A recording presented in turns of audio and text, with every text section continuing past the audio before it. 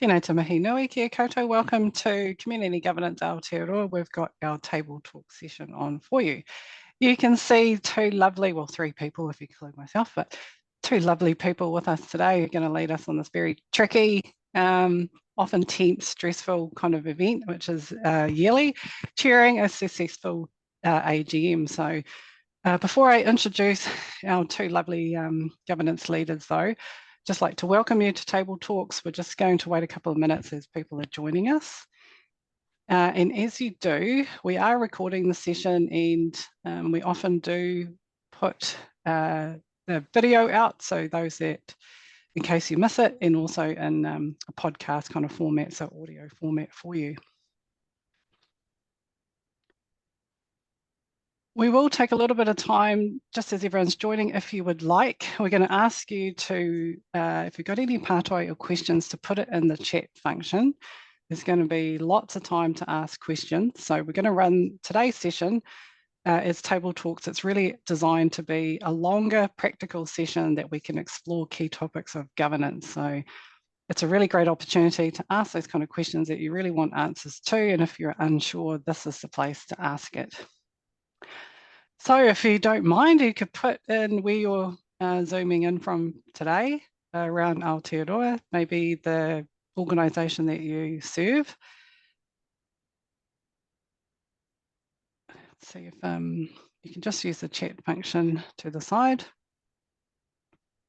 And also you've got questions, you can use that as well. So like I kind of shared earlier, we're going to take this in two halves. So the first half is going to be led by Sonya Rimene from Tumu Paeroa, and she's going to take us through a really neat presentation, give us all those tips and tricks and all those kind of things, and then we will exit out of that and a bit of Q&A before we move into governance, chairing the AGM with Stephen Moe, and then he's going to also explore how he tackles these AGM sessions for us. So we've got two fantastic people with us and really excited to bring you this. We've had many calls from our community around how do you chair AGM. I must say my first one was very stressful. I don't know if I did that good a job, but this kind of session would have been very helpful. So share with anyone else that you know that's maybe would like this resource post-event as well. We've got some lovely people joining us from all around. We've got from Linda from South Auckland. Just going to say a bit of a shout out to people joining us at the moment. We've got George from Dunedin, Tōtara Hospice. That's Gayleen. Kia ora from Selena from Howick, Pakuranga. And Citizen of Vice Bureau, Auckland. Kia ora. Okay, so we're going to get right into it. We've got a few people joining us, so that's neat to have you with us. I'm going to hand it over now to Sonya. Kia ora. Tēnā koutou. Tēnei te mihi ki a koe tuatahi e Rose ara Community Governance Aotearoa. Kei te haramai au ki te tautoko I o koutou kaupapa, mō tēnei ahi nō reira tēnā koe. I ngā haui whā, tēnei te mihi māhana ki a koutou, I Wainganui I Aotearoa, nō reira tēnā koutou, tēnā rā tātou katoa. Ko Sonya Rimene tōku ingoa, tino hariko au ki te nohi Wainganui a koutou, ara he tēpū kōrero. So my name is Sonya Rimene. It's lovely to be here with you all today, chairing a successful AGM is the kaupapa. It's Table Talks, and I think it's a really cool idea. So congratulate Community Governance Aotearoa for taking the courage to do something like this. And it's my hope that you take away some tips and tricks in terms of my experience and my journey as a chair and as a director on boards. Hoi anō, I'm just going to see, and here's to hopefully the IT works. No, not quite. Let me try another one.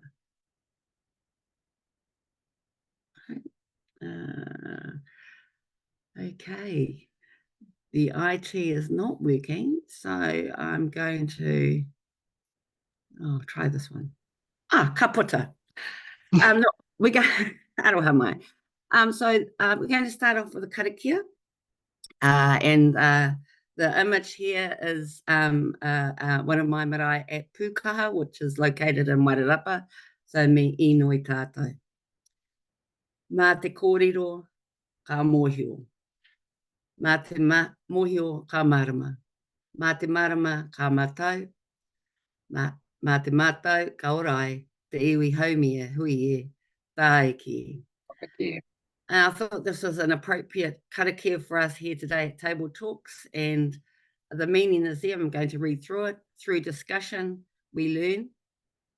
Through learning, we are enlightened. Through enlightenment, we are empowered. Through empowerment, the well-being of the people is achieved. Amen. Right. Ka pai. So, the kaupapa is chairing a successful AGM, and I've got 4 parts to my kōrero today. The first part is ko waia hau. It's who am I, to give you some context of me and my journey. 2 is you need to create the right conditions to chair an AGM successfully. 3, I'm going to give you some tips, and 4, some ideas around leadership, and to leave that with you. And then we'll open it up and have the real table talks. So, ko waia hau. Ko Sonya Rimene tōku ingoa. Ko rangitū mai me te arangi o ku maunga. Ko rua mahanga te awa ko onoke te moana. Ko rangitāne me kahanunu o ku iwi. Ko Ngāti Hiniwaka me Ngāti Hama o ku hapu. Ko te ori me kohanui o ku marae. Ko te rimene rau ko he mi te miha o ki tipuna, and ka puta mai hau. Ko au te pau arahi tuara taonga e wanganui te Tumu Paeroa. So, my name is Sonya Rimene, and I reign from the mighty Wairarapa, and my iwi affiliations are Rangitane, Kahanunu. I also whakapapa to Te Arawa in the Rotorua area, and Kaitahu, whole of the South Island. And that's who I am, and my marae, Te Ori and Kohanui in Wairarapa, and my rivers and mountains are there too. And that's really important for me, is in terms of my journey as being a chair and as being a director on boards. So as you can see in this slide here, I am the chair of Rangitane Tūmaira Trust. We have approximately 4,500 beneficiaries. We've got a 50 million asset base, and we're a post-settlement governance entity. I'm also the chair of Rangitane Tūmaira Investment, and that's a subsidiary that reports to the trust. And basically, the investment board generates money for the trust, and their 3 priorities are energy. We've got a Rangitane Tūmaira energy business that's focusing on solar at the moment, housing, because there's a need for our whānau, and food, because that's what we all need, and we'll be looking at how we can develop that going forward. I'm also the director on Wairarapa Moana Incorporation. We have around 4,000 beneficiaries. We have a $240 million asset base, 11,000 hectares, where we're located up in Mangakino in Taupo. That comprises of dairy farms, which we've invested in Miraka, which exports our milk offshore. We have forestry, truffles. We have property, and we're looking at energy as well. And lastly, I'm a member of Wairarapa Moana Statutory Board. And my daytime job, of which I do have a daytime job, is I work at the Tumu Paeroa under the Office of the Māori Trustee, and I'm the Trust and Property Director there. And the Māori Trustee is Dr. Charlotte Saverne. And we administer Māori freehold land on behalf of Māori landowners. We have 1,700 entities on our books, covers around 90,000 hectares of land, and we have around 290,000 owners affiliated to all those blocks. So that gives you a bit of background and context and where I come from. But most importantly, you see two images. I have 4 children who, 2 of them have given me 3 wonderful mokopuna. The youngest one there is Te Wai, who is now 1 month old, was born on the 1st of May. And the other 2 boys there are Te Kaiwa and Manaki, and both 5 and 7 years old.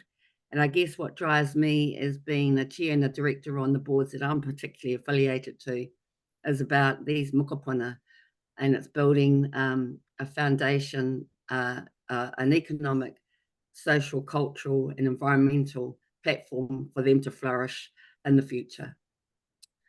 Hoi anō, ko tēnei tāku. That's a little bit about me. Okay, so I thought it would be useful for me to start with, as part of chairing a successful annual general meeting, you have to create the right conditions before you get to the actual AGM itself. And part of that is actually you need to know your story. You need to know whatever board you represent and sit on. You need to know their history, how you got there, where you came from, where you are now, and where you're going to go to next. So you need to know that story. And for what a Rangitane Tūmaira Trust, you know, our journey started in the 1970s, 1980s, in fact, with my uncles and aunties, where they decided to file a claim to the Waitangi Tribunal around the breaches of the Crown of the Day, and fast-tracked that to 2014, where a post-settlement governance entity was established, to 2017, when the settlement was enacted, and we were returned 2.5 million acres, assets 32 million, comprised of cultural, commercial and financial redress. So that was a long journey to get to where we are today. And as a chair and as board members, you need to know what that story was and means to your owners, your beneficiaries, to your shareholders, because that gives you an indicator as to you travelled, same as ka muri ka mua. You know, you sit on the back of the truck, you see where you've come from, where you got to now, but that informs where you're going to go to next. So you really need to know your story, and you need to weave that at the AGM to remind your owners, your beneficiaries, your shareholders of that story. We have vision and values, so they need to be succinct and relevant. The vision for Wairarapa One Incorporation is to nurture our people, our place, our future. Really snappy, easy to remember. Your owners, your beneficiaries, your shareholders get it, and they can see where it's going to go to. Your values are imperative.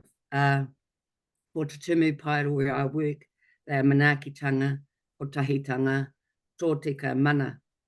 And as your values determine how you behave. And as a chair or as a director on boards, you need to demonstrate those values. That's at the AGM, that's at any hui that you have with your owners, your beneficiaries or your shareholders, you have to lead and demonstrate those values. And those values have to resonate not only with yourself as chair or as a director, but also with your owners, your beneficiaries and your shareholders.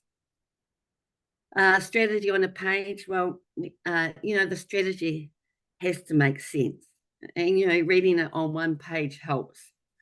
There's a whole lot that sits under it, but it needs to make sense to your owners, your beneficiaries, your shareholders, what it means for them. They have to see progress. This is where you are now here, and this is where you want to go over there. They need to see how you're going to do that. So strategy on a page is really key. The progress to some means a dividend, to others it means building cultural capability or being a good kaitiaki of whenua. a good working board. So, your board has to contribute, participate. They have to have skin in the game.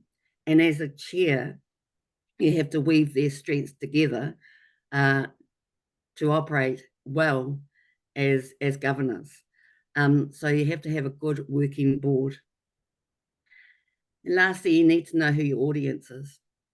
In my case, for all of the boards that I've talked about, we all share a common ancestor through whakapapa. And that is our common ground, a commonality. That's what connects us. So you need to know who your beneficiaries, owners, and shareholders are, and connect as many times as possible. And one way we do that, and we do that really well at AGMs, is through morning tea and kai. Kai is just as important as the AGM itself.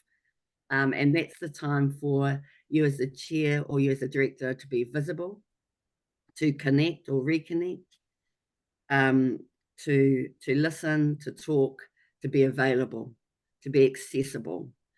So you need to know who your audiences are. And that in terms of shareholders, because for Wairarapa Incorporation, it is shareholder based.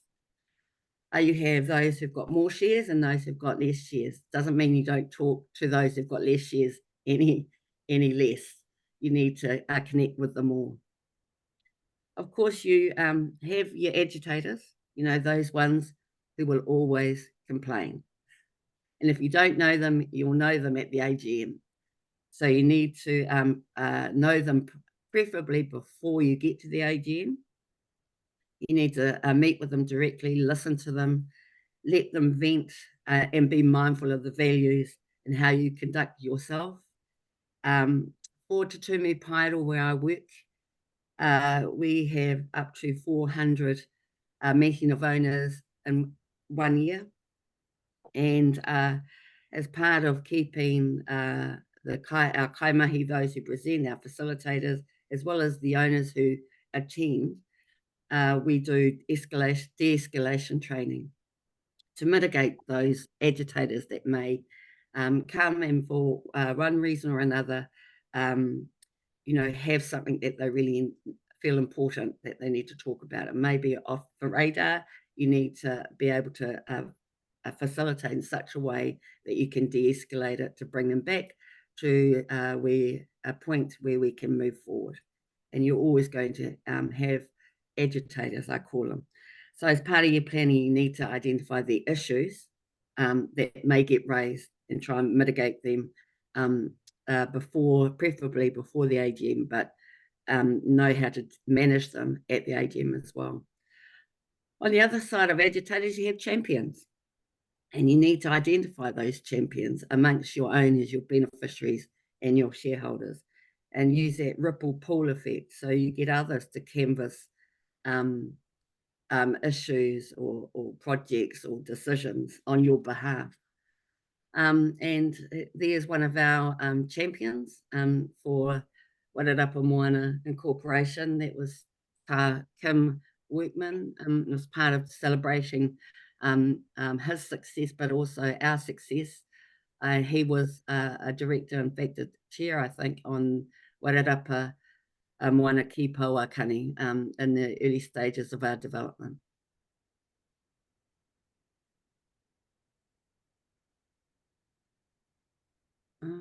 Just going to move through this. I talked about a strategy on a page. There's one for Rangitani Tumaira Group strategies. And here's another one for Wairarapa Incorporation, where you've got your key tasks, your performance indicators, but more importantly, the outcomes that you're wanting to achieve. Okay, the next part of my kōrero is around some of the tips that I'm going to provide. And as I said, it's as much as pre-AGM as it is to make your AGM successful. I've looked at the pre-AGM, and that's really in the planning. Planning is essential, and as a chair, working with your chief executive, that has to be done, and it has to be done in a timely way that we ensure timelines deadlines are met, particularly AGM notices, invitations, advertisements, milestones are completed, your financials are all in with the auditor. So that helps streamline the process. So planning up front, pre-AGM is imperative. And with your annual report, you have your full set of financials, and there's all dates and timelines all set out. That has to be done really well for the AGM to be successful as a chair. Now, for us, for Wairarapa Moana Corporation, we have roadshows. We're mature enough, we've had them over the last 15 years or so. We have 6 locations where we meet in Auckland, Wellington, Rotorua, Christchurch, Gisborne and Hastings. And we have roadshows because it's to facilitate and accommodate owners and beneficiaries who cannot attend the AGM.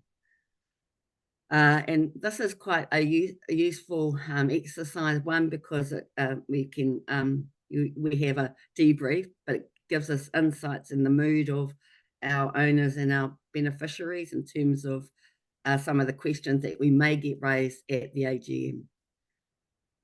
And practice for the AGM, well, you know, my expectation is, as a chair, for me to work with the board, the other directors, the other trustees, to actually have a practice of the presentation. So the roadshows is a great way.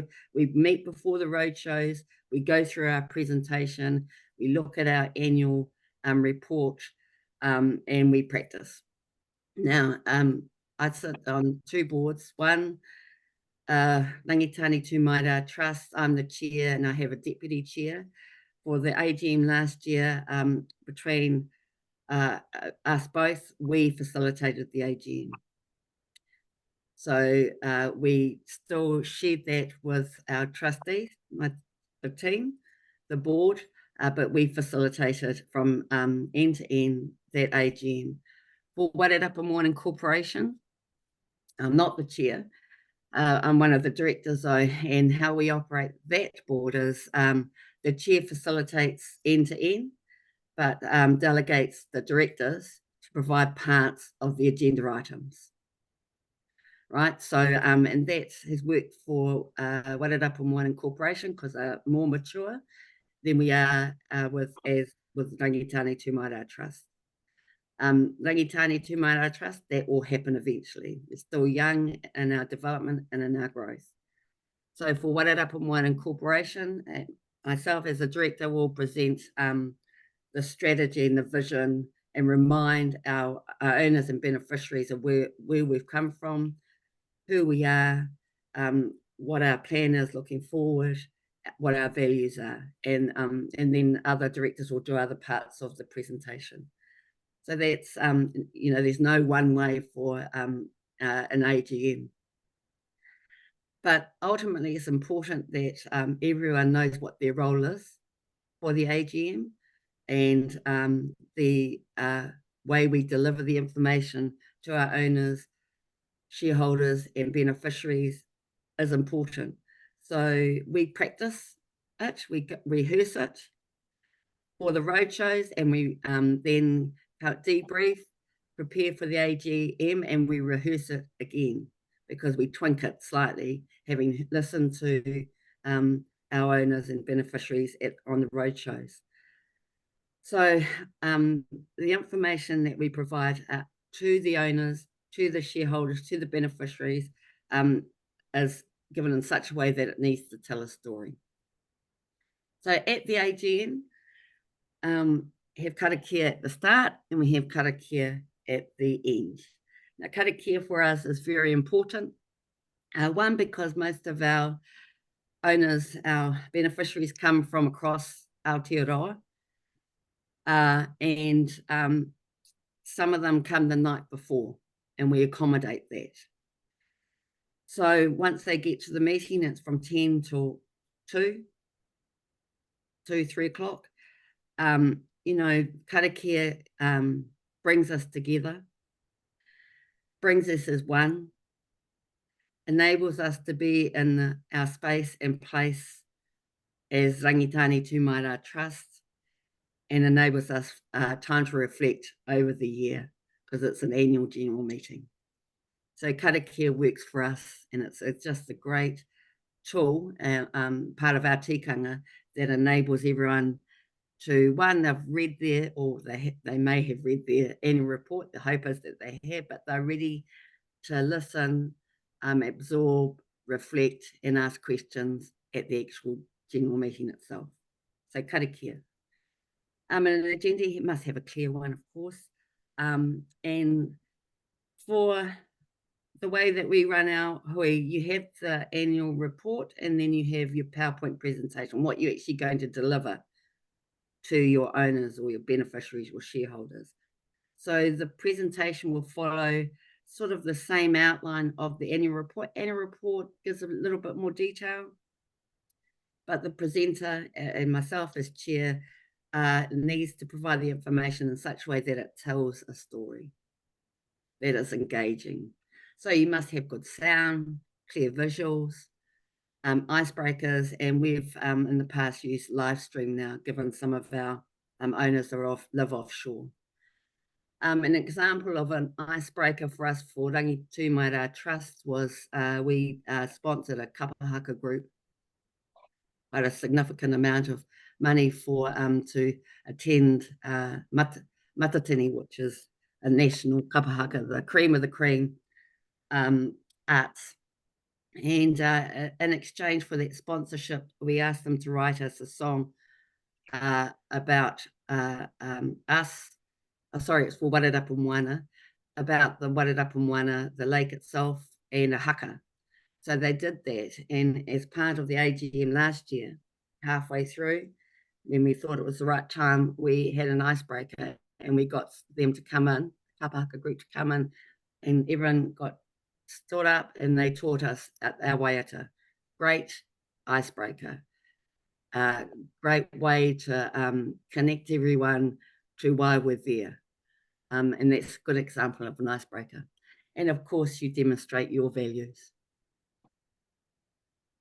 Any questions, Rose? I haven't seen any covered, which is, yeah. But we're so entrenched for what you're saying. We're engrossed. Right. So, yeah, good. Keep going. A few more tips. So, your slideshow, or if you don't use one, whatever it is, needs to be professional, succinct, and tell a story. So for, we used a lot of photos, pictures of actual owners themselves, because we've had on Warerapu Moana Corporation where we've done planting, where we've got owners to come in on farm, on site, and do planting. So we've got photos of them so they can see what they're doing, how we've been kaitiaki of the whenua. So we've used videos, drones. They really love drones, but they love seeing the whenua because it's such an easy way to do it, by using video rather than us talking the whole time. So shake it up, be creative, and think of, particularly with the technology we've got today, just got to make sure you've got somebody there to help you with that. And on that note, for both Rangitane and Warerapu Moana, we have technicians, IT specialists who come in and make sure the back of the house works.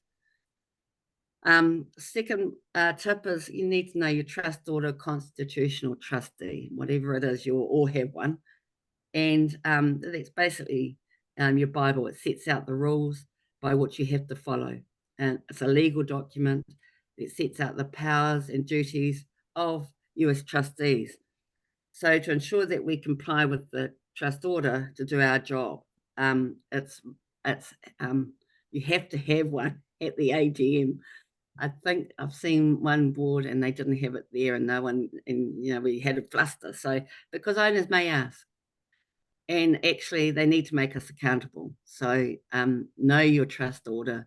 The quorum obviously is important because that's when resolutions and motions can be made. So you need to know what your quorum is. And always have, I work very closely with the chief executive and his support in terms of the secretary. Be clear on who made the motion. who seconded it, how the voting is cast, how the voting rules and protocols are adhered to. You need to have that and know it well, and work with your management to ensure that we are following the rules essentially. So the other thing for Wairarapa Moana, it's share based, so you need to ensure that you have your shareholding interests and what the process is. And we get NZ elections to come in and do our election voting. So hoi anō, we've been challenged on it twice before. So you need to make sure you know what those rules and protocols are. As a chair, you need to be motivated, passionate about what you're doing and why you're doing it.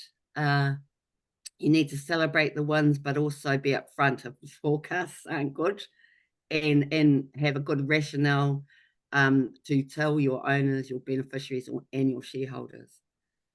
Essentially, to inspire shareholders, you have to actually also use language that they understand, that they get.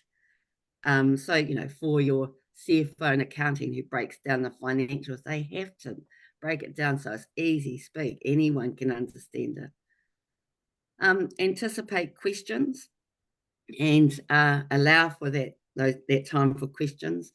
For Rangitani Tumaira Trust, we'll break it up in the agenda. We'll have one agenda item, and then we might have questions after the speak, and next agenda item questions. So, or you can make it at the end of 3 agenda items. You can decide, but you have to enable and allow that time for questions, but also stick to time. I remember I know for Wairarapa Moana Corporation, we have one owner who is an accountant, and we will always send him the full set of financials first. Anyone can ask for the full financials, but we send it out regardless, and he would always come back and ask us a set of questions pre-AGM, which is great because we'd be able to provide those answers back. But at the AGM, we anticipate he will also always ask questions. And so we prepare for that. There's a kuia for Rangitani Tumaira Trust who will always stand up. And everyone knows her. And we're all very respectful of her. Some of her questions are on point. Some of her questions are not. And it's still enabling her to have that space to ask, and then providing an answer in a way that is respectful of her, but we can move it on. So you're going to get those questions. You need to, think about what the questions that might come up before the AGM. There might be some that will surprise you, but actually you can pretty much figure out what some of the issues will be that will be raised. So be prepared.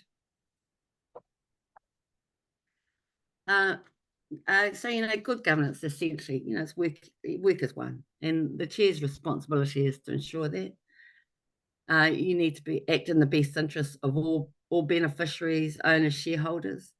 It's not just about the shareholders that have got the most shares. You need to act in the best interest of all.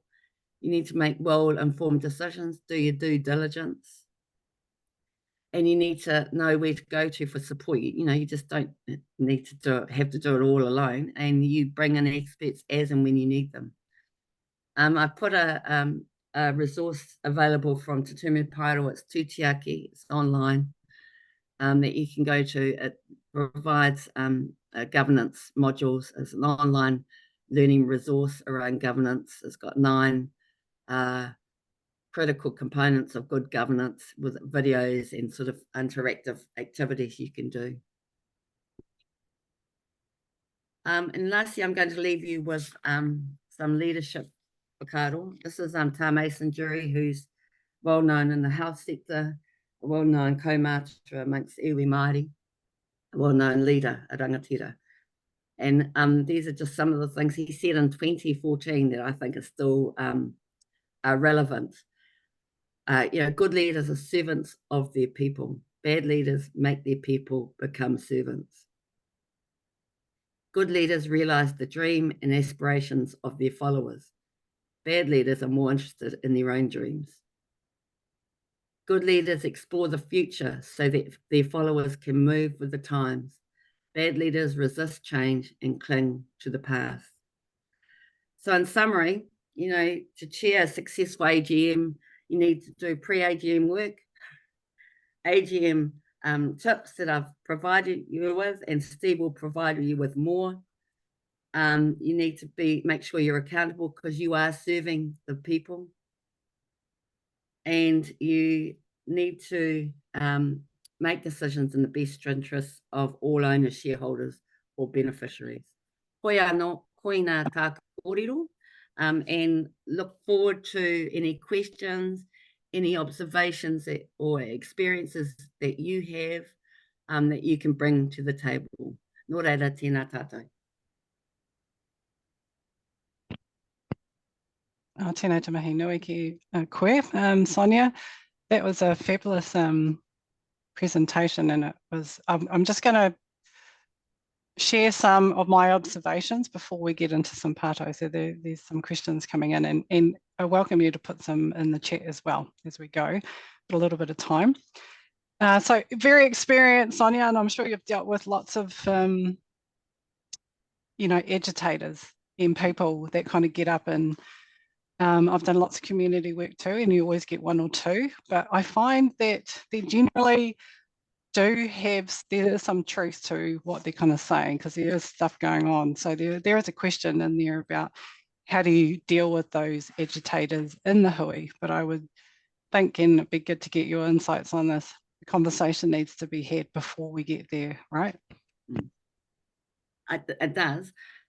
So we will always have mihi whakatau first at our AGMs, and then have a cup of tea, because it's quite a long time for people to sit. And you need to know who your agitators are. So one suggestion is actually to go and talk to them either before the AGM or at the AGM, and reconnect with them, hear them out. Now, they may still raise issues during, at the question time, at the point in time where in your AGM you open it up, but at least you've had a heads up in terms of where that person is at, and where they're feeling, how they're feeling. And I guess this career that I talked about, we let her go. Now, if you cut her down, she just stays longer and prolongs it. So it's really, actually, you need to get to know them. And we have kia ora, Paeroa whakaaro, at the koia. We're going to move on. There's another question. So one, you need to enable them that their voice has been heard. Can't cut them off, but you look for a space when you, okay, thank you very much for that. Paeroa kōrero. We just really like to, and you go to the next one in a respectful manner. But you need to see them before they get to the floor to see where they're at. It's that you might have seen at the Omahu presentation, Sonya, when one of the speakers was cut off. I don't know. You might know who I'm thinking about, but yes, it's trying to keep people on point too and give people space and opportunities. But I'm just going to recap a little bit because you covered such really great content. So to me, my kind of takeaways have been plan. So you must plan for success, which is what you're saying. Plan, practice, and values is the three kind of themes that I took from what you're saying. So planning is engage your community, your stakeholders, in your case, shareholders. So if you don't take your people with you, whether they're sports, volunteers, arts, environment, shareholders, yeah, that's who you serve. So it's the starting point, but it's always your future point as well. So that's always the most important, is making sure you've done your mahi, like you've connected and let them know what's happening, as you said, and communication. I took a tira.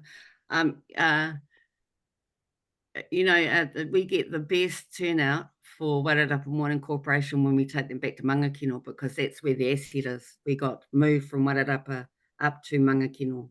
So they took our Wairarapa Lake from us, and Crown moved us up to Mangakino. So when we rotate our AGMs at Mangakino every 4 years. And when we go up there, that's where our asset, that's where the farms are.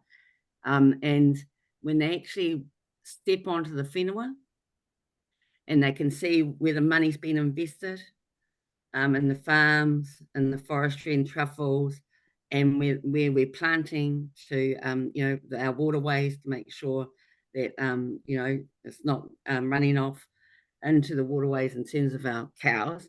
They get it, but they feel a sense of ownership. They feel that it's theirs. And our job is to serve them, to ensure that we make the best decisions in the best interests of them. So, if you're a sports or a volunteer, you go to where they volunteer. You use the venue of the sports club, because that's what it's about. And you invite those sports teams to be a part of it, because that's what your mahi purpose is all about. So ours is about the whenua. So we connect them back to the whenua. And I think that planning for success is remembering who you serve, and is like a kind of shared as plan, practice, and values is what's coming through. But you would think that was the de-escalation training, I think, would be of interest because of people maybe dealing with this. So I was thinking, oh, well, how come we don't have a de-escalation training for not-for-profits or something? Yep. So for Te Tumu Paeroa, we never know on what day who's going to turn up and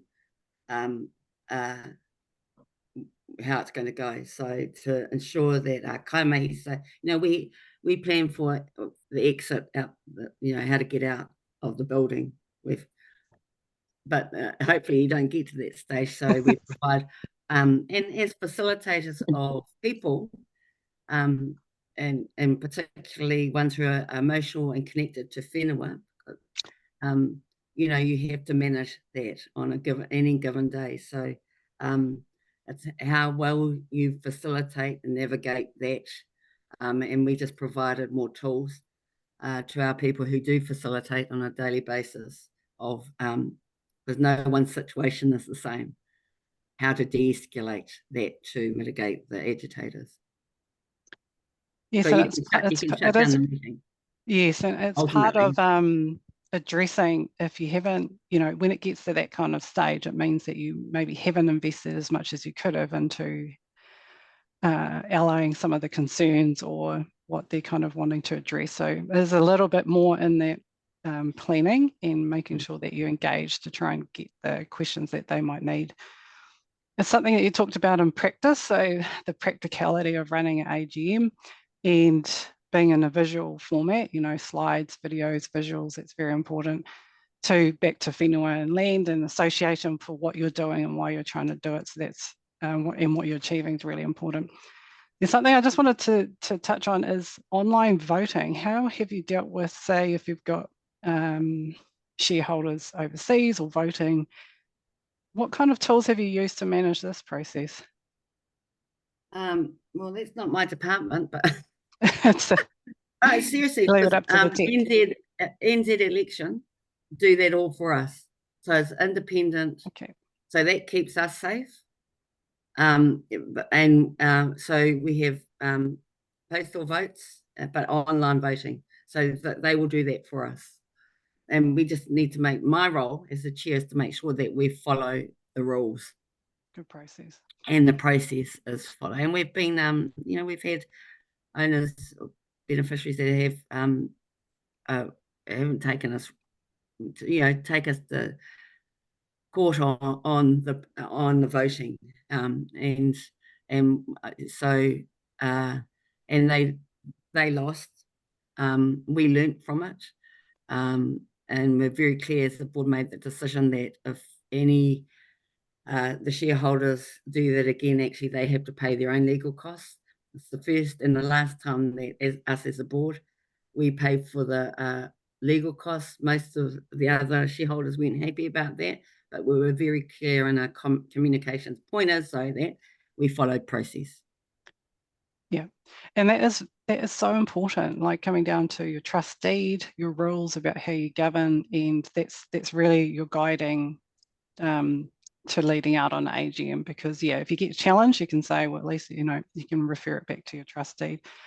But I'm going to ask some questions that have come in, but I just want to raise about when things go bad, and you've seen recently around New Zealand rugby, and not taking your community with you, your stakeholders, that kind of thing, and how it can escalate, whether rightly or wrongly you want to create change. If you don't take people with you, how bad the fallout can kind of be in the escalation, and you've seen that over the media. So I think that's a really good kind of spotlight for, especially in community sector, when things go bad, they can go very bad.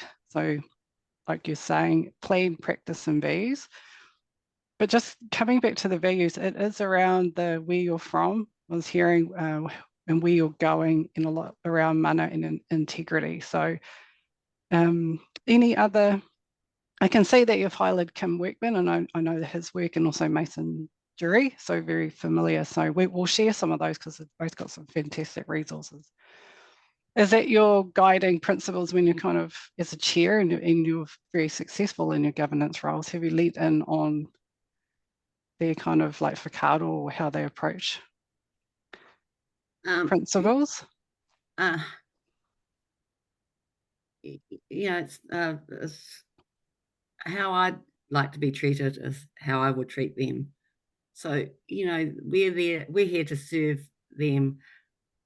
They have put us into a role to make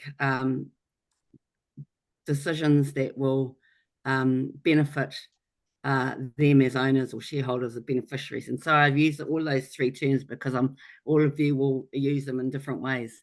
For Wairarapa Moana, it's shareholders, but we call them whānau. We call them whānau. So they have to feel that they belong, and it's no more than so. And you have to lead. I lead from the back. I don't lead necessarily from the front. I do when I have to, but actually I'm directed by them. And my role is to ensure that the way we're going is the right way for us in that year that we report back to them.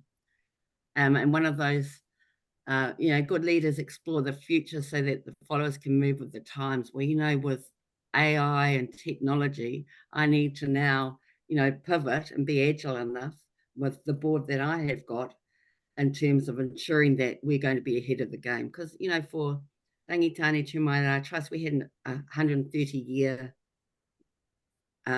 strategy, wānanga, for over about 3 months with our owners. 130 years out, that's 3 generations, basically. 3 generations out. And then we just chunk it back to 5-year chunks. But what's this year? And we need to look to pivot if we have to. So my role is to make sure the waka and the way we're going is the right way, but I also have to be directed and hear what the aspirations of your owners, of your beneficiaries, your shareholders are, in order for me to build that and make that happen.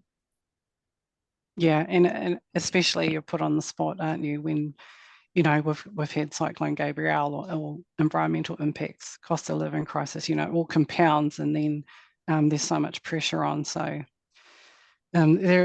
great. Well, we've got a couple of questions which I can see. So I've got one from Marta Kevin, who has said about financials. How easy are they? What does good, easy financial speak sound like? It sounds like not an accountant, I'd say, but should all the accountants out there going to message me, should the financial report also be easy to follow?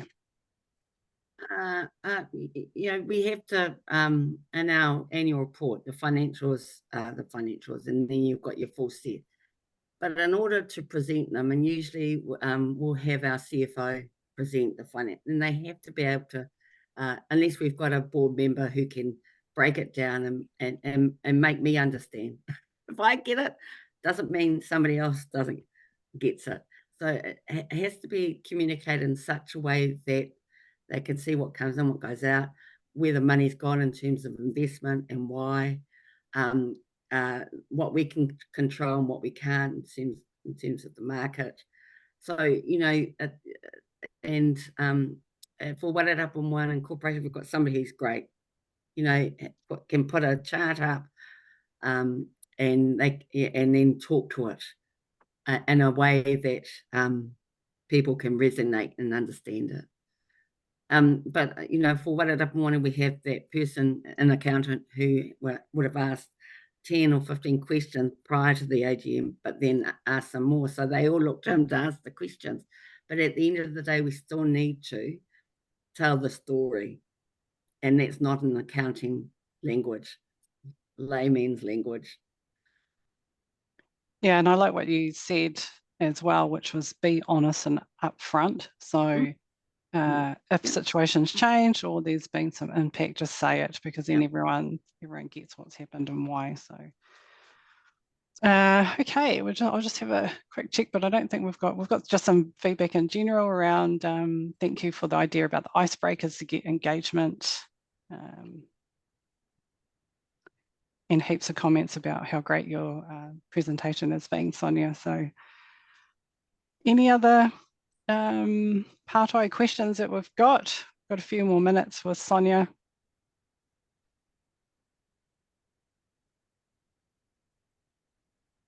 Okay, we've just had some more lovely comments in the chat.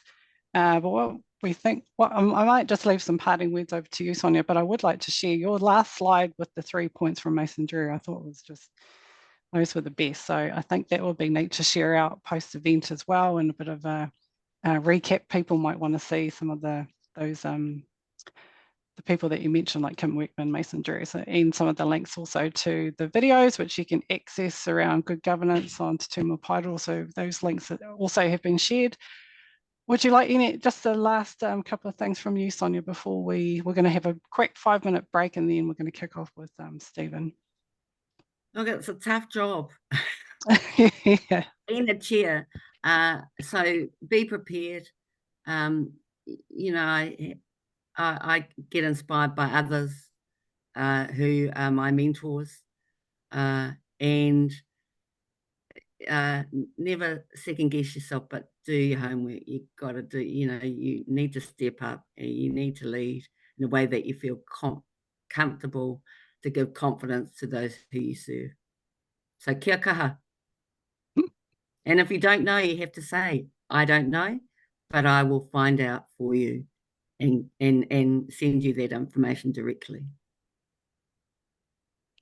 Yeah, that's I think your presentation and just all the tips that you've shared and how to work through such a often tricky time, especially for those who are first up, their first chair role and then first AGM, it definitely can be stressful. So having opportunity to share wisdom from those who've been there, done it, seen it, and very experienced, it's hugely of value for our community. So we thank you so much, Sonya.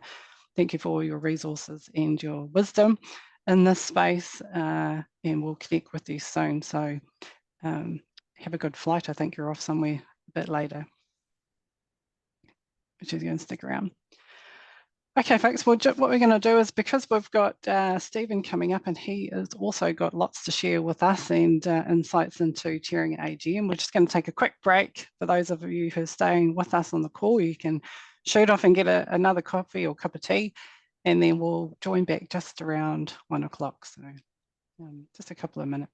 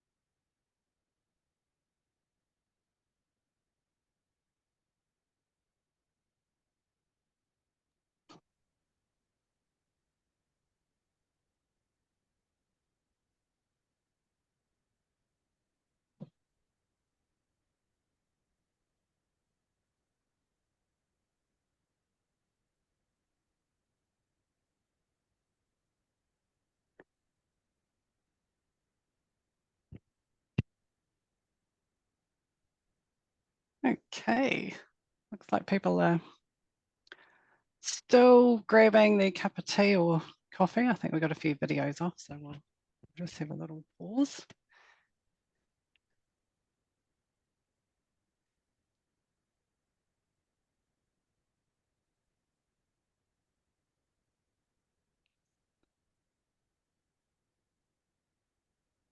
Righty-ho, I can see a few people back, scrolling through. Everyone's super ready for our next session with Stephen Moe, so very fortunate to have you here with us from Parry Field. I'll let you introduce yourself, Stephen. Just as everyone's settling in for our second session of Table Talks, this is about chairing an AGM, and we're very fortunate to have Stephen with us here, and just following on from a fantastic session with Sonya Rimene. So wasn't that a great conversation, and some just really useful tips, Stephen? So great conversation for us. Yeah, I think we're really lucky to have started with that. She did such a great job. So I'm feeling the pressure now. I'm feeling the pressure. But I get to talk about a different area. So I'm going to be focusing a little bit on the legal side, but also looking at some practical things that I've observed as well. So maybe should I start, or do you want to wait a little bit longer for people to come back? I think we start to see a few people back. I think we can kick off, but yes, it's such a neat space and so fortunate to have two very different kind of perspectives, but I think values-wise, you both hold very strong values base, so that's our strong connection here, having both of you with us. So looking forward to it. So we've got a wonderful presentation, I see, that Stephen's put together for us. Yeah, and I'll share that in a second. Okay, I'll cool. share that in a second. I'll share my screen, but just before we do that, I'll just give a little introduction to myself.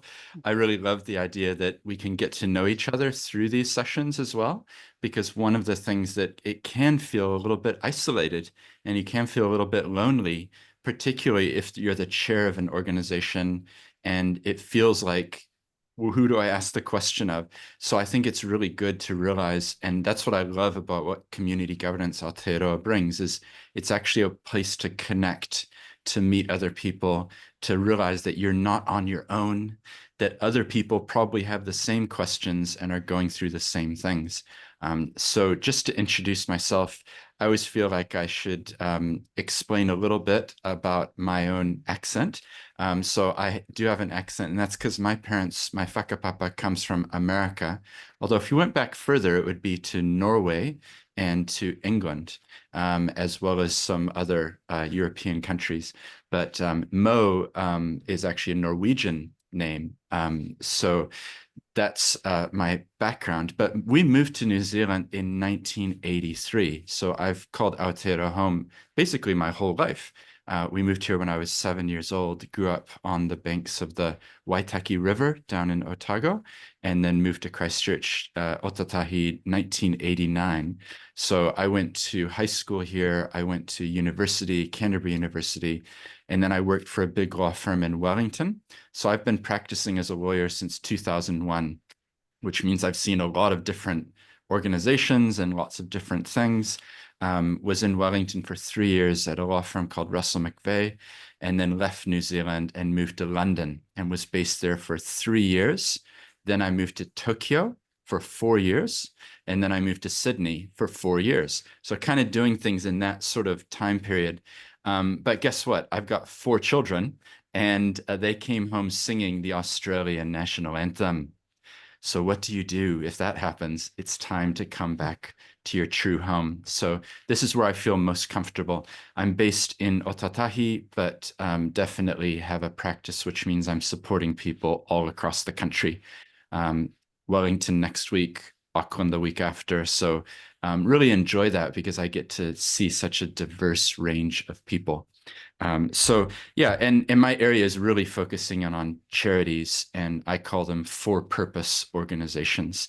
So in the last year, we've helped set up about 50 charities, just to give you a scale, ranging from education to religion to sport, like you name it, we've probably helped somebody setting up a new venture. So I really love that. It's an amazing thing to be able to help people on that journey. So today, oh, and it's just not just me, there's actually 80 of us in this law firm. So there's lots of team members supporting. But I got some wisdom. I walked around the office and I chatted with other lawyers, other partners who've been doing this a long time, and kind of condensed it into some principles that I think will help you when you come to AGMs. So I'm going to share my screen in a moment. The one thing I want to say is that I really love to have some interaction. So I know you know how to use the chat because I've seen you putting questions and comments for Sonya. Please keep them coming. I don't mind if they're difficult questions. Like I love to know what's actually at the coalface. What are you thinking about? What do you wish that you had been able to ask somebody? Well, now's your chance. So as I'm talking, go ahead and type in the chat, and I would love to hear more from you. That's the way that we can have interaction. And I'll leave some time at the end as well for anybody. And Rosie, you can help me pick up anything I might have missed as we're talking. So that's the who is this person? Why are they here? And now I'm just going to share my screen. So hopefully you can see that. That's a beautiful screen. What a great start, Rose. Thank you for your help with this presentation as well. I'll just go here. Yeah, so this is the topic. I've called it chairing AGMs. I think, to be honest, a lot of these insights would apply to many meetings. So it's actually helpful to think about AGMs, but think about meetings generally, because as the chairperson or the person who's kind of leading what's happening, these are going to be helpful for you, not just for AGMs, but for other contexts as well. I should have mentioned I'm a chair of a company. That company is called Community Finance, and we've been focused on social housing. So in the last 3 years, we've raised more than $160 million to go towards social housing, providing homes for people who really need it. So I really love being involved there. And that's my main chair role at the moment. I've chaired other things in the past as well, like there's a thing called the Global Alliance of Impact Lawyers. I was the Asia Pacific chair for that. So I'm bringing the insights from the practical, like I've been in your seat as well as the legal. There's a little link there, the little dinosaur picture on the right. That's to my own LinkedIn profile. I welcome connecting with any of you. So I'm very happy to continue conversations. I do a lot of posting there. So I thought we'd just frame it with this. I love this this quote here: "He rangatira, he pononga. He pononga, he rangatira. A chief, a servant a chief." And it's really continuing a theme that Sonya was laying down, which is you're really here to serve the people. You're here to serve those who are attending the AGM or the meeting. You're here to have a bigger vision than just what's happening right now. I mean, I love that idea of the 130-year strategic plan, a 3-generation plan. That's such a great way of thinking about our organizations. Too often we get limited, and often it's a Western conception about quarterly reports, what's happening in the next quarter. And we can't get beyond what's happening in the next year. Maybe we talk about 3 years from now, but it's very rarely that we have that 100-year vision. So I really endorse that. When you're coming to this, it's about the strategy, the longer term vision, but it's also remembering that you as the chair are there to serve others. Some people would describe this as servant leadership. So it's being a leader, but there as a servant. In other words, it's about what the organization is there for. It's not about you or your ego or trying to get things through. I've put a little description there. You can have a read. It's just really acknowledging that AGMs, like they have the potential to be among the most life-giving experiences of all time, because you're celebrating what's happened. This is our annual gathering. We're coming together. Isn't it amazing what's happened in the last year? But sometimes they do tend to get a little bit negative. there might be uncertainty. And I think a lot of that does come back to the role of the chair and making sure that things are progressing really well. So let's have a look at some principles. And just a reminder, as I'm talking, feel free to put questions in the chat or comments. Maybe you disagree with something. Maybe you have something else to say. And also, after these 20 principles, I'm going to be talking about some common scenarios in an AGM situation. So we're going to make it as practical as we can as well. So let's just run through these. The first one is that the chairperson, in line with that servant leadership concept, is you're there as the host. You're there to welcome everyone, to make them feel valued, and to thank them for coming. Like, people are giving up their time. They're coming, they're made space to come and hear about what's going on for this organization. So it's really quite an amazing thing. And we, as the chairperson, want to make sure that they feel welcomed, that they feel seen. So that's a really important thing to begin with. So it sounds simple, but I love that idea of the opening karakia, the welcome, even the icebreaker, you know, who's in the room? How can we make everyone feel really welcome? The second thing I wanted to mention was just knowing your crowd. So what I mean by that is that every organization is going to be slightly different to another organization. I'm confident every one of you on the call has multiple hats, and you'll know what I'm talking about. This sports group has a very different approach to this community focus group or this business AGM or this whatever. So I think it's important to be aware of that. And the reason is that some groups, it's going to be appropriate to be more informal, and other groups are going to be sticklers for the legal process. What is the formality? Has it been followed? Like, what's the agenda and what agenda item are we at? So it's just important for you going in to have a sense of who is the crowd? Who am I speaking to? And I think Sonya did a good job of reflecting on her experiences, like what's happened in the past, and then how can we learn from that? I think that's if any of you have children in primary school, you know, growth mindset, right? Like, something went wrong or something didn't go right. How can we learn from it rather than a fixed mindset of trying to shut things down? So knowing your crowd, what's the vibe? How are they going to be approaching this?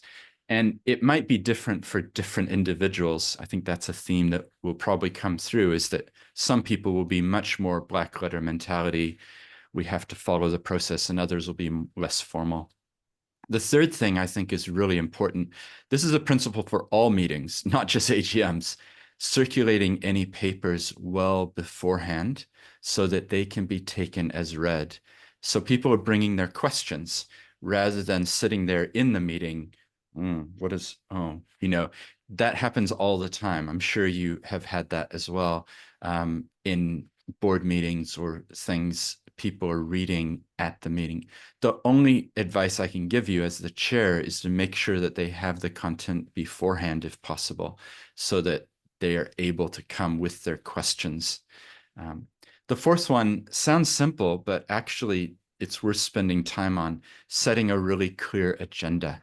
So making sure that there's going to be a flow to the meeting, that what needs to be covered will be covered.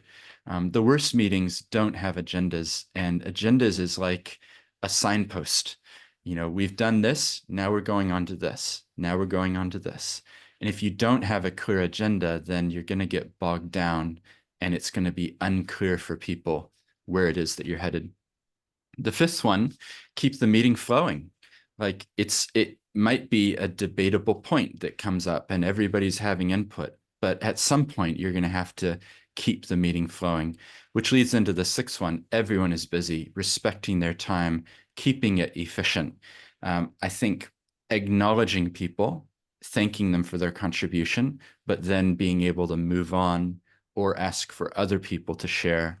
It's really, really important. And I think that's a unique thing that the chair brings. Guess what? It's not just the IQ you bring, it's the EQ. It's the emotional intelligence to read the room and to get a sense of, this person probably has now shared enough. and I need to thank them for their contribution, summarize it maybe, and then we're moving on. So yeah, keeping it efficient. The seventh one, so this is a temptation for chairs, filling the void with waffle, talking too much. So it's important to keep things going, get on with it. Don't just keep talking because you think that you need to keep talking. But number 8, celebrate the wins. This is the moment. This is your chance to actually talk about what's been achieved. And I think sometimes you forget, if you're the chair, you might be intimately aware of all of the great things that the organization has done in the past year. But not everybody in the room knows all those things. So this is the chance to talk about some of the wins, some of the good news stories. You want people to be able to leave feeling good about the organization and their role in it as well. So sharing some stories. In the earlier part, someone was asking about financials, like how do you present financials? I think it's a danger if you lean too heavily on, look at our balance sheet, look how healthy it is, look at the numbers. What if instead you said, I want to tell you the story about 6-year-old Lucy and the fact that she's now living in a home. She's no longer living in her car. Like, wow, that is a powerful story. You know, that connects with people. So be willing to celebrate the wins through the stories. All right, number 9 is, if rules are in place, know how to comply with them, but don't try to pretend to be like the TV show that you watched where there was a judge. Don't try to over-formalize things. In other words, be yourself. Sometimes I think people get into a trap of thinking, oh, I'm the chair, I must act a certain way. But actually, you need to be authentic to who you are. And Sonya had mentioned this as well, having a copy of your rules there, having a clear understanding of what they say, that's really a bedrock to being able to run a successful meeting. We're halfway through the 20 principles, and that number 10 is comply with what's needed and make sure that you do cover any approvals or appointments. So sometimes AGMs, because of the rules, they're quite specific, like this has to happen or this must be approved. So you want to make sure that your agenda has those items and that it actually happens, because it's kind of embarrassing afterwards to realize that you forgot to fundamentally do a thing, like have a vote or appoint people or approve the accounts or whatever it is that needed to happen. Number 11 is go with first principles. Don't impose more than's actually needed or required by the rules. So it's a temptation, and as a lawyer, I can tell you it's a temptation for me too, is to start adding in more than's actually needed. It's better to just, what's required, comply with that. Number 12 doesn't really relate to this topic in one way, but a quick no is better than a long maybe. I just like that concept. You know, sometimes as the chair, it's important not to just keep things rolling along. Well, maybe we'll consider that. We'll look at that. It's better just to say no and be able to move on with a clean answer. So that's particularly relevant for other types of meetings, I think, but it could be relevant for an AGM as well. The 13th one I've just put here, thinking of culture as a verb, not a noun. Dr. Jim Mather was the one who I learned that from. He's an amazing governance expert, and he was talking about the need to not think about the culture. So in other words, how do we act, not as a noun or a thing, but instead a verb, like there's action that's required. We have to create the culture that we want to see. So you as the chair needs to model the behavior that you want to see. So if you don't want to see people snapping or you know, shouting or getting upset, well, you need to model that behavior as well. All right, number 14, know what flexibility the rules actually allow. So it might be that your rules say something, but then they have something about the chair may decide otherwise, or some allowance for more discretion. So knowing what your rules actually allow is going to be important. As follow-up to this presentation, I think we're going to be emailing it out or making it available as a download or something. And so at the back, I've put some model rules, which you can see an example of what an AGM rules might look like. They're ones that were drafted because incorporated societies, as many of you will know, they all need to re-register within the next 2 years. So we've developed a template of an incorporated society's model rules. So the provisions that are in the back come from that. And the point is, when you read them, you'll see there is actually some flexibility as to how you do things, how you make decisions, or what you do. All right. Number 15, keep any questions coming in the chat because I'm curious to hear what you think. Just because you saw an AGM run one way doesn't mean that is how you should run yours. In other words, there's not a template here. It's not like there's one only, it must happen this way. So I'm trying to give you the flexibility to make sure that it's going to be appropriate and really meeting the needs of your members. As long as you're complying with your rules, there's actually a lot of flexibility usually within an AGM type of structure. So we already heard about how maybe we'll have an icebreaker, or maybe we'll have some storytelling, or maybe we'll show some pictures, or before the AGM begins, let's go out and actually spend some time on the whenua and looking at whatever it is that's been built there. So there's a lot of flexibility. So don't feel like just because you saw one AGM that you must do it that way. And that fits number 16, which is a company context can be different from a charity context. Quite often a company AGMs, and that might be your only knowledge of AGMs up till this point, like you've been a shareholder or you have a vision of what an AGM would look like from a company's perspective.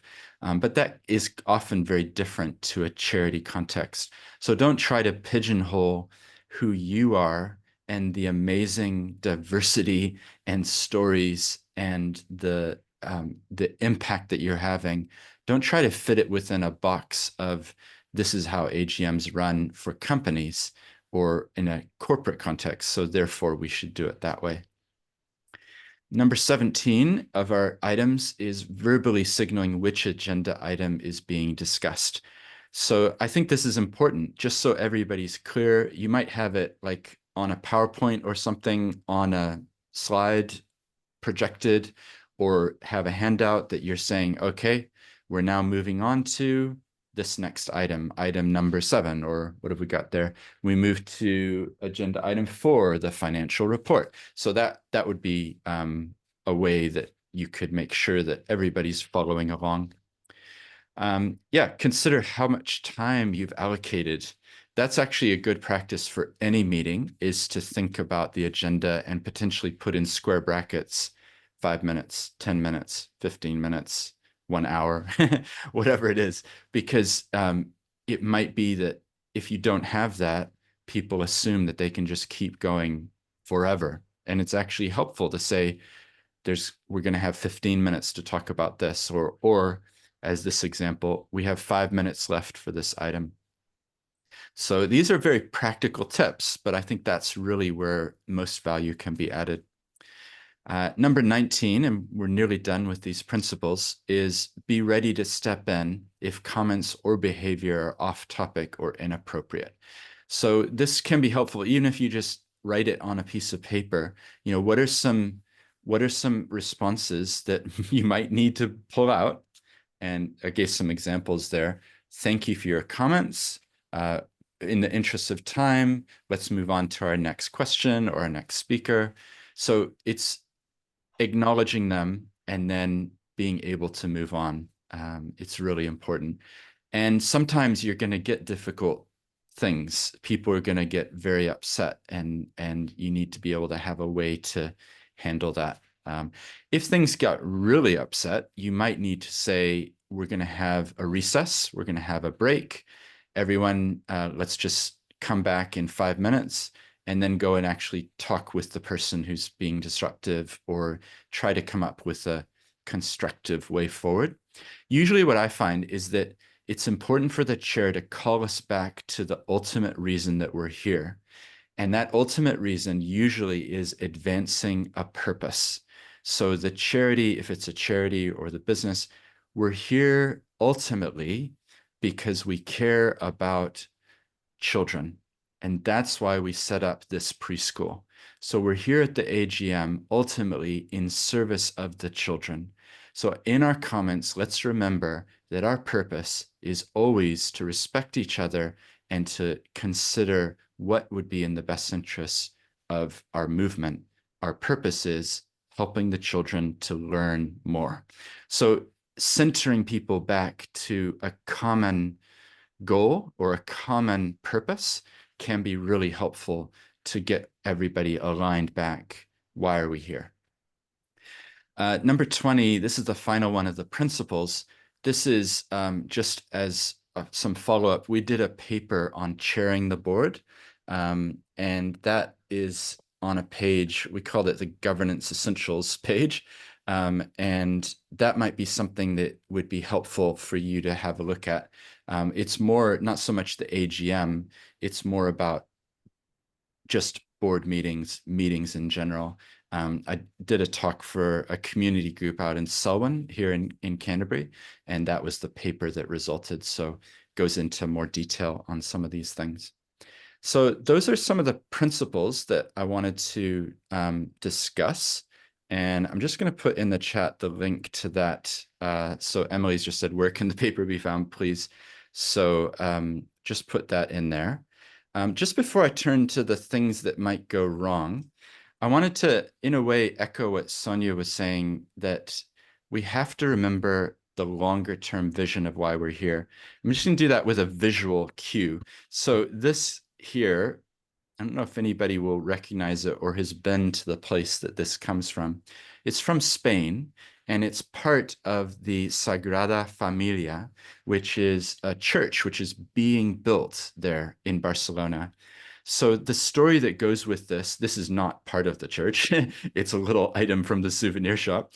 The story that goes with it is that Gaudi was the designer of that church. So you might have heard the term Gaudi-esque, like it looks like a Gaudi thing. And what he did is he designed it with all these broken tiles that kind of all come together to then create something amazing. But the bit that I love about Gaudi and the Sagrada Familia is that he was designing it in the 1880s and 1890s. It started to be built about then. He died in the mid-1920s. And guess what? They're still building it today. So you talk about that 100-year vision or the 100-year strategy. Imagine working on a building knowing that it won't be done in your lifetime. And I think for us, each of us, when we come to be chairs of the board, it's just important to remember that perspective, that you're there for a moment in time and you are planting seeds of trees that are going to grow, and you might not sit in their shade. So that perspective can be really helpful, at least for me, to ground me into what is my kaupapa, my purpose, why am I here? It's about a bigger vision than just this particular meeting and, oh, I have to deal with that person who I know is going to raise a difficult issue. I think it's important to just echo what Sonya was saying. Having that longer term vision is just so critical for our organizations. So I know that doesn't answer a question around running an AGM, but I do think it's important for each of you as leaders to remember that what we're building are going to probably last longer than us. And so we're just here to play a small part, a small role, which is that a chief, a servant, a chief, which is why I love that so much. So what I thought I'd do next, and yeah, keep any questions that you got in the chat. I thought it might be good to just talk about some situations. It's going to happen. Or maybe, what do you do if something happens? So I've got here a couple examples. The first one is, what do you do if there's a proposal from the floor? So you spent so much time on your agenda. It's beautifully crafted. We're going to cover all of these things. We've got our 7 agenda items, and wait a minute, somebody's standing up now and they're raising their hand and they want to speak. So this happens. It will happen at some point. Someone from the floor will say, I would like to raise an issue. I would like to propose something. I would like to ask that the meeting consider this. So I think it's really important as the chair, remember what you're there to do. You're there to help facilitate a good experience for everyone. That includes the person who has been brave enough to stand up or to raise their hand or to want to raise something. And I think that's important because I think it may have been Rose or Sonya was saying, they probably have some perspective that needs to be heard. And that's important. That's part of our role, is to make sure that everyone can feel like they've been part of the process. And then I think we can split it into two types of proposal. The first type of proposal might make total logical sense. Hey, maybe it's a proposal that I move that we should thank the chair for the great job they just did. Like, that would be nice. It might be something that everybody can agree on. Like, that's totally logical. We just talked about having more social housing, and now we should pass a motion that says that we're going to explore it more, or something like that. So the first type, I think, as the chair, you can probably ask the person to, as clearly as they can, say what it is that they are proposing. And then if it's the first type, I think you could then ask for somebody to second it. In other words, I also agree. I think that we should have that as something that we consider. So that's the first type. But the second type is a vexatious or difficult proposal. And they know that nobody is going to agree, but they have something that they need to get in public. They want to say this thing, but you know that it's not going to pass. I think that we should start a colony on the moon, just something totally different, random. It's not a good idea. What do you do then? I think that's where you can use this moving and seconding. And that can be a way to filter out the vexatious type of proposals, because by asking for somebody, so somebody's moved it, who will second that? Somebody else is going to need to agree to it before you then take it as a resolution to be heard. I should have said as well, you need to be looking at your rules and making sure, because it's possible your rules have something there about proposals from the floor as well. But I'm kind of going off the cuff, and let's assume that it doesn't necessarily make it clear. So that's the point. That's when moving and seconding is really, really helpful. I got the chance to write an article for the Institute of Directors with two amazing Pacifica women who some of you will know, Mere Wendt and Karen Rangi. And we did a paper about moving and seconding, and how actually that represents a Western conception which places an individual at the heart of a decision. And our thesis was that we need to move away from moving and seconding, because it should be, a board should be doing things together by consensus, rather than saying, well, Stephen, he's the one who proposed it, the individual proposed it, and then who wants to second it? Another individual is recognized. So that paper, apparently the IOD tells me it's the most popular downloaded article of all time. I will try to find it for you because, yeah, people tell me it's been helpful to them. But what we were doing there was saying you shouldn't use moving and seconding. But I do have that one caveat. For an AGM, I think it is a helpful tool, because it will filter out when things are just not really going to be worth looking at, or it's vexatious. So I just found the article, so I'll see if I can put that up. I'll put it up in a minute. So, oh, here we go, chat, and then I'll put that in. Yeah. So I've heard some boards say we've now moved and seconded that we will not move and second. So it's kind of a funny use of it. But I think for an AGM, it might be appropriate to move and second. So yeah, hopefully that's helpful. Again, these slides are going to get sent out so you can have a read of this in more detail. All right, then the second scenario is when a casting vote is needed. So what do you do if you've taken a vote and maybe it's been, if it's easy, if it's all going to be yeses, it might just be a verbal vote, like all those in favor say aye, those against. Like usually you could use that style where it's pretty obvious everybody's going to agree, but you might have to take a vote, like raise your hand if you're in favor, raise your hand if you're against. And what do you do if, hopefully it doesn't happen because it gets awkward, what if there's 37 people in favor, 37 people against? Well, this is where knowing your rules is really important, because it's possible that your constitution, your rules, whatever your founding document is, it might allow the chair to have a casting vote. So that should normally, yeah, if there's an option, it should normally be used in favor of whatever the status quo would be. And this is the idea that whatever it is needs to be, if it's a change, it needs to be favored by the majority. I rarely actually see this happen. I don't know, I'd be interested if any of you have had this situation where actually we're totally evenly split. Quite often there's a majority and a minority, but this is how you might need to act as the chair. And guess what? Half the room is going to love you and half the room is not going to like you. So it needs to be exercised with care, making sure that you're following your rules. That's ultimately the best advice I can give you, is be clear on your rules, because if somebody questions things later, yet that's the bedrock that you're, well, I did it because that's what the rules say.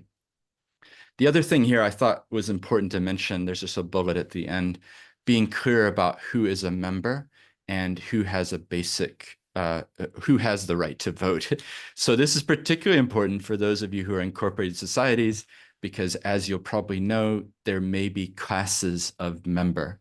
So there could be a class of member which has a right to vote, and there might be another type of member which doesn't have the right to vote.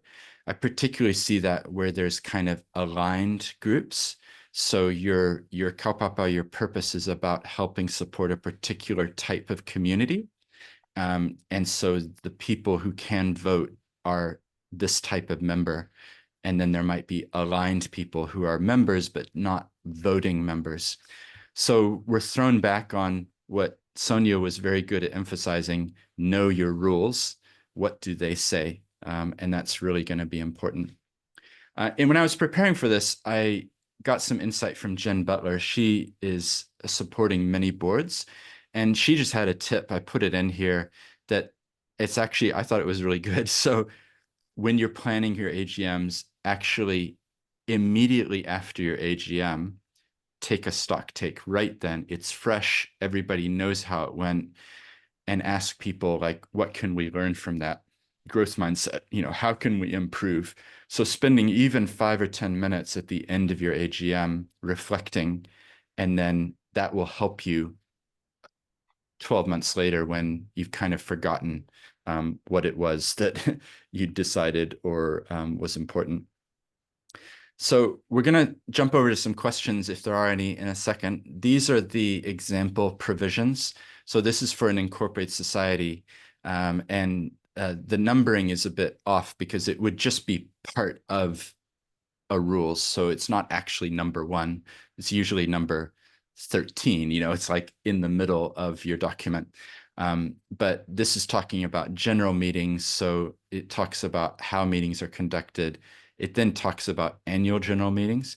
It's really common. This is a pro tip that you probably need to hold them within a certain time period of the end of your financial year. Have a read of your rules. If you take nothing else away from what I'm saying, is it's really important to know what your rules say, and also to ask, are they adequate? Because the Charities Act has changed. there's actually a section now which says every 3 years, you need to confirm that your rules, as well as I interpret it as your policies, the way that you conduct yourself, that they are fit for purpose. So knowing what your rules say is really important. But as you can see here under F, there's a what has to happen. So the at the general meeting, the committee, so the committee is the board members, they'll present an annual report, what's happened, the financial statements, they'll talk about things which have gone on. Yeah, so you might call for submissions on what would be covered. And then we haven't really covered quorum too much yet, but making sure that there is a quorum present. So your rules will have a clause similar to this one, and it will say how many people need to actually be there to be able to have a quorum. That's actually really important, because what if your quorum is X number of members, but you only got 7 people showing up?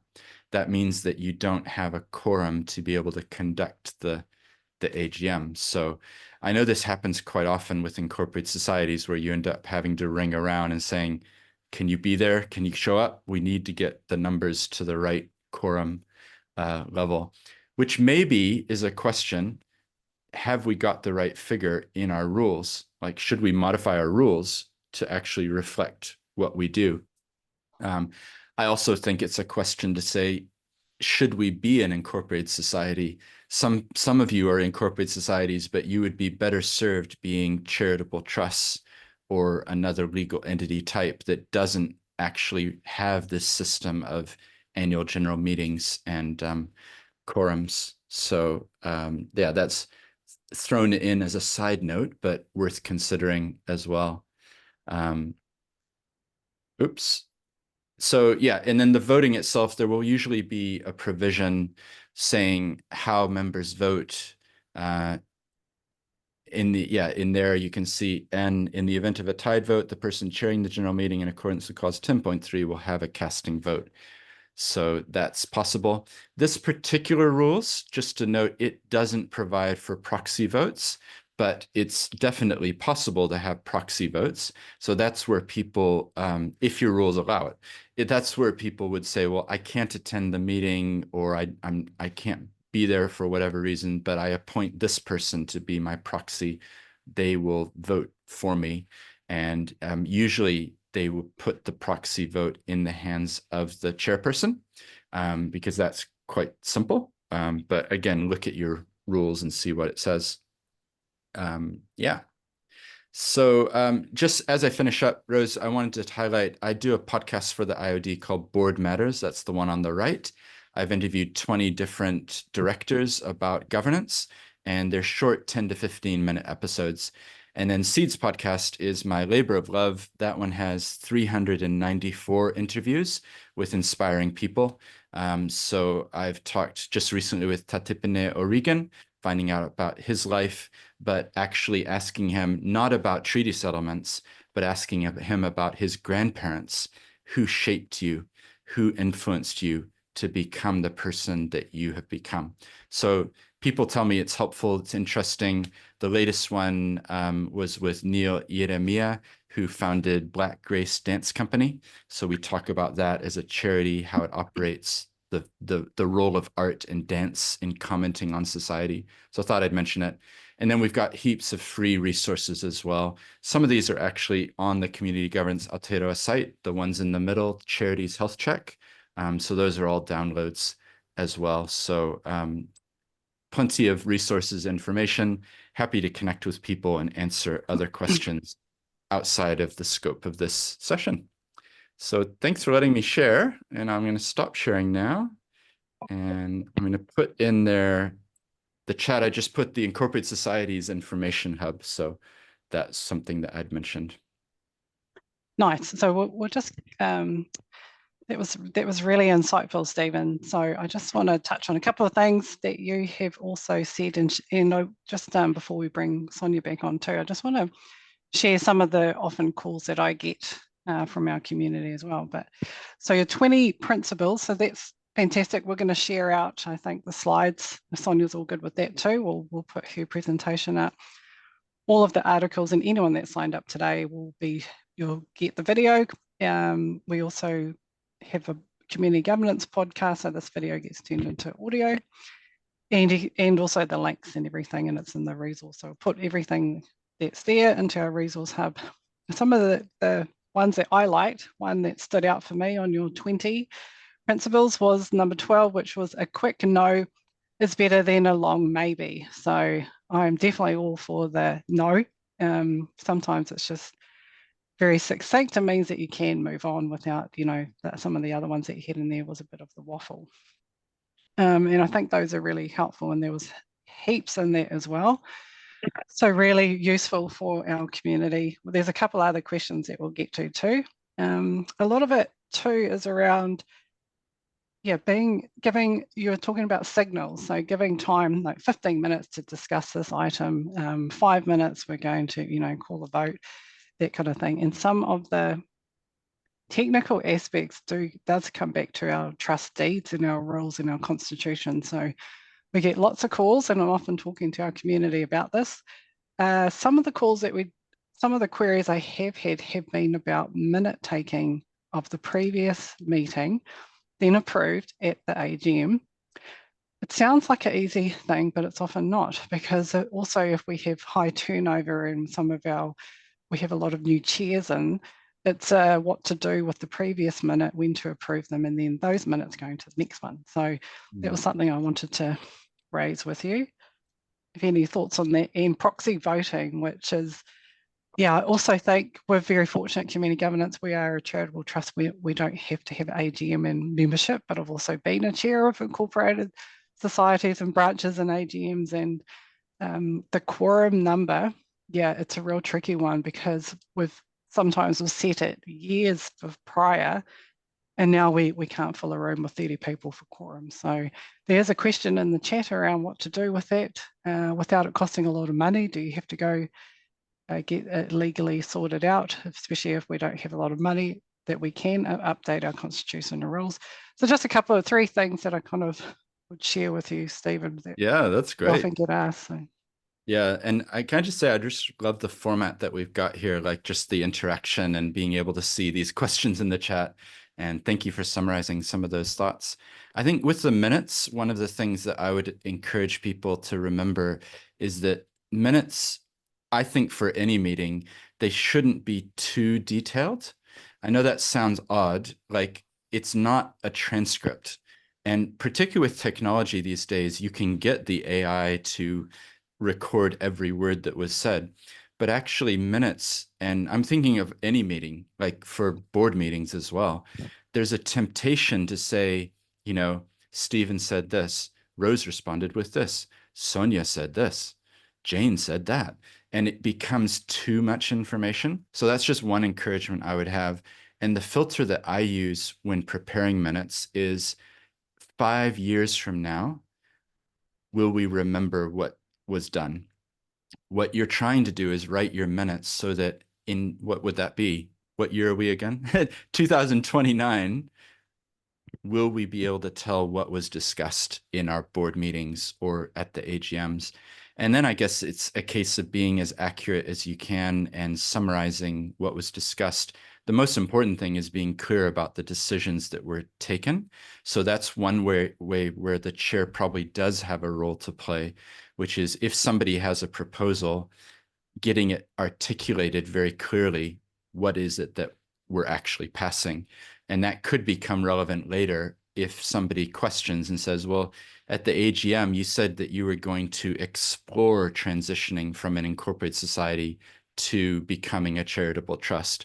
We gave you that remit. We didn't say, go ahead and set up a new entity and actually transfer the assets. And so the minutes should reflect what was actually decided. So that's my first reaction on that one. I'll just move on to the other one. And I think Celia said, what happens with old trust deeds that don't allow trustees to amend them? How do new rules apply then? I think, and that echoes something that you were talking about, like, what do you do if you wanted to move entity type or change rules? You do have to look at the rules. They're the bedrock. That's what was built on. For better or worse, sometimes in 1937 or 1972 or whenever they were drafted, they were done in a certain framework and time. And so sometimes the only answer is actually the rules are so inadequate, like they don't provide for amendment. There's no chance to alter things. We actually have to set up a new entity and transfer the assets out of the old one into the new one. So, you know, at some point, Rose, we could actually do a whole session on that topic because I get asked that a lot, but we probably don't have time to go into detail on that one, but that's what you would be looking at. Yeah, and I get lots of calls, and I'm always happy to steer our community in the right way. But yeah, it is the tricky part. But it is you have to, as a chair, really know your rules and your trustee, don't you, in and out. And heaps of common themes from Sonya and yourself about just practice and know your content and your why. Something that you did also mention was a bit about EQ. So I thought, again, really great skill set. Governance is all about people, and always kind of saying that, but around the board table, your stakeholders, community, whatever we call them, they're our why, and that's who we're serving. But the skill set that we have to read the room, the social cues, that kind of thing, respond with empathy. So really important skill sets. And I'm glad you raised that, because one thing I was conscious of, I could have approached this from a very legal perspective of like, the law says this and the law says that. But actually, the most important advice I have for you is know what your rules say, but then be yourself and just go a little bit with the flow in terms of who's your audience. And I think one thing Sonya said that stood out to me, because I agree with it, is practicing. And the reality is that if you hear a professional speaker, like I've been to different events and somebody will stand up and they're the after dinner talk, right? And then a month later, I happen to be at another event. It's the same speaker. Guess what? It's exactly word for word the same talk. What's going on here? So they aren't just geniuses coming out with these amazing anecdotes and jokes at the right moment. They practice that for months, and that's their IP. So it's the same for us as chairs, you know, practicing your opening lines, your opening statement. Here's what we're going to cover in the agenda. It's just really important. And the EQ side of things, like we need to upskill ourselves, myself included. We can always be learning. That's the thing with life. It's not, wow, I finally made it. I'm the perfect chair now. If anything, you realize there's much more to learn and to know. So, yeah. Yeah, and we've got Sonya back with us. So any other questions that you've got, you really need to make the most of it now while we've got Sonya and Stephen here with us just before we wrap. But yeah, hugely valuable session, especially in managing so many different people, so many different kind of scenarios and different entities that we have, like incorporated societies and charities. And so it is very different for all of us. But like you said, it is also, again, it's around sharing our success in a time to spend with one another. And like Sonya was saying, like have food, have kai, spend time with each other. It does wonders to de-stress each other if we build trust with one another and get to know each other. So we can't always assume things, can we?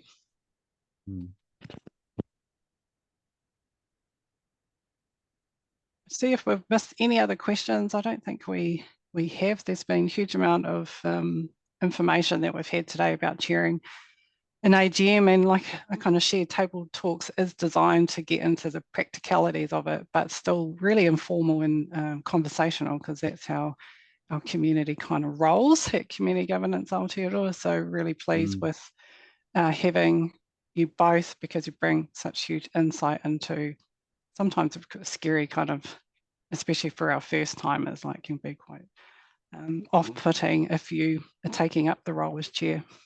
Yeah, can I just say a couple of comments? Great presentation, Stephen.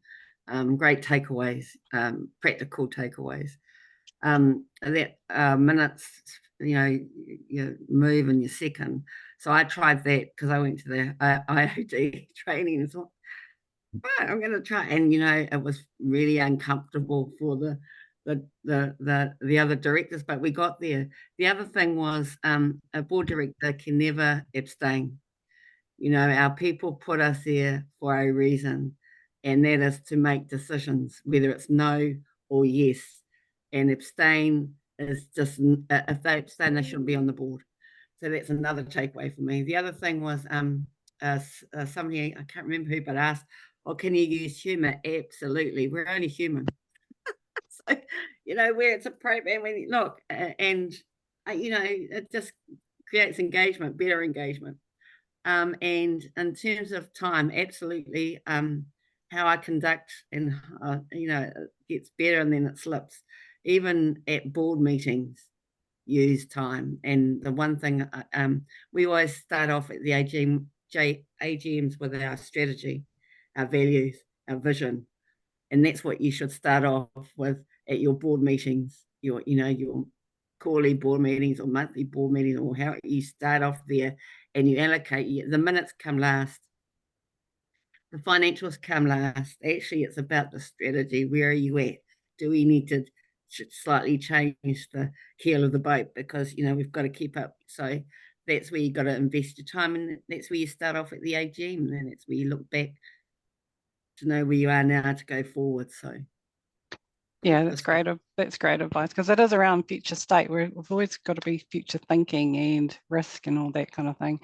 I probably lean in on that too. Like I have a preference for, there is a place to for our seconding emotions and recording your decision, because we don't always all agree. So sometimes someone does want to say, I don't agree with that and this is why, and they want it stated. Like, not always have to be consensus, because sometimes later down the track that person can say, well, I did state my concerns at the time. And I think that's quite valuable. That's a little bit of my comment about that. Yeah, I agree with you. And actually, if you want to get legal on it, the Mainzeal case, where an ex-prime minister was held liable for governance decision-making, it's an example where actually, if you disagree with what a board is wanting to do, it's important that that gets recorded in the minutes. Because guess what? The judge is going to look at the minutes and say, okay, for 4 months in a row, this person said, I think it's a bad idea. I think it's a bad idea. I think it's a bad idea. I resign. They're probably going to get less liability than the other members of the board. So it is really important. Yeah, no, it is. And it's a very good tool to use as your agenda and your minutes. We've had a huge amount of, there's a question there. Do you have any separate advice for online AGMs? I've had an online AGM. It's hard work, but it can be done. You've got to keep it tight. You are the conductor, weaving your orchestra, and you've got to be on point. Stephen referred to it, Agenda 1. So they're very clear on, and you have got to have really good techies. Yeah, I wouldn't mind running a session on that, because we've moved so much to online. I think we do need a bit of practice in it, and how, you see overseas that if you even like something, it can be held up in court. There was a case in America. But we won't get into that technicality, but I do think moving into lots of people around Aotearoa and they want to access and participate, we probably do need a bit of a practical session on that. So yeah, and I've even seen people doing the hybrid where it's in person and online, and it gets quite complicated because you take a vote and then have to say, okay, what's the online people thinking? And yeah, your rules need to allow it as well, comes back to the rules. But it is important because your rules might be old and they might not have any provision for it. And yeah, so you might need to update your rules. That's one encouragement I have for you all. Read your rules. If they don't work for you, change them. Yeah, no, great point. Fabulous session today, Table Talk. So thank you all for joining us. I hope you all take care, and I hope you also had a great, fantastic long weekend previously. Thank you again for our wonderful speakers, to Stephen and to Sonya, and to all of you, and April and our team and Elise behind the scenes. So thank you to our wonderful kaimahi. And to all of you joining us, reach out, stay connected. And we've also got a very special announcement coming, so watch out for that later this afternoon. Mā te wā.